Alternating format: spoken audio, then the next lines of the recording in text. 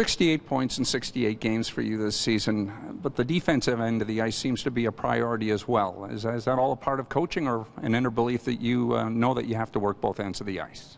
I think from a young age I was taught by all my coaches that to play in the NHL you have to be able to play defense first, and I think that's one thing that always stayed with me, and I believe over the last 2 years it's improved, and I think it's just going to keep improving. You had a great year as a minor midget, and I'm checking here, 148 points in Markham. How easy a transition has it been from that to the Ontario Hockey League level and maintaining that success? Obviously not to those numbers. I don't know about easy, but it's been a different transition. I think living away from home was a big difference for myself. But the on-ice play obviously needed to get faster and stronger, and I think over the 2 years I've improved to a level where I want to be, and I think right now I'm at a level where I want to be. How valuable a learning experience was the postseason, giving the 67s all they could handle? Yeah, that was big for myself. Obviously, the year before we played Mississauga, and they were hosting the Memorial Cup, and we were 8th place, and I think that was a quick 4 games. But this year we obviously went to 6 with Ottawa, and we thought we could beat them, and all the games were pretty close. So that was a great experience for myself, and I think a lot of other guys on the team, because they didn't really ever had that chance before. Yeah, and the building block the year before of having to win that last game in Brampton just to get into the postseason, you learn from that, don't you?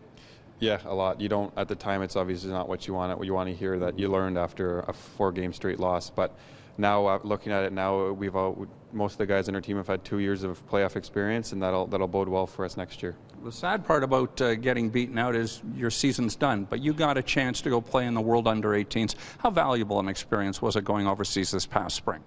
Yeah, as you said, you never want your season to end as early as it did for me, but I was lucky enough to be able to play for Team Canada again, and that was another experience that I'll never forget. I think once you're there, you're so caught up in being able to play hockey again and all those different things. But once you look at it after, I think 2 weeks later, I really kicked in that I played against the best players in the world, and that's something I'll never forget. I don't want to call it sour grapes, but given the obvious advantages the Americans have, will they ever be beaten in that tournament? Because the Canadians are up against it, obviously.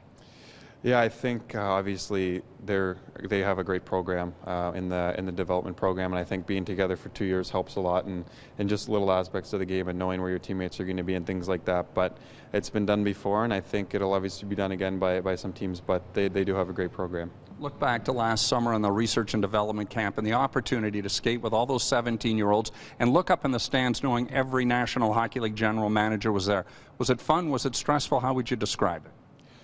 Honestly, I don't think as a player you noticed that there's that many people there. You obviously saw there was a lot of people there, but you didn't really know the names of the people there and how exclusive they were towards the NHL. But that was a fun time for me, and it was just one of the many fun events this year. What kind of role models your brother Cameron been, and knowing who he got to play with, and I think of the Del Zottos and the Hodsons and Stamkoses, it must have been just wonderful as a younger brother. Yeah, when I saw them play when I was younger, I never thought that they'd obviously all be good stars in the NHL, but it's when you're younger, I think when you're watching, you see their team was always one of the better teams, or if not the best team, and you always saw them winning, and you thought winning came easy, and I think that might have been the only negative of watching that team, was they won everything, and you thought, oh, winning comes easy, but no, it was a great experience being able to watch those guys and seeing where they are now and all the hard work they put into it.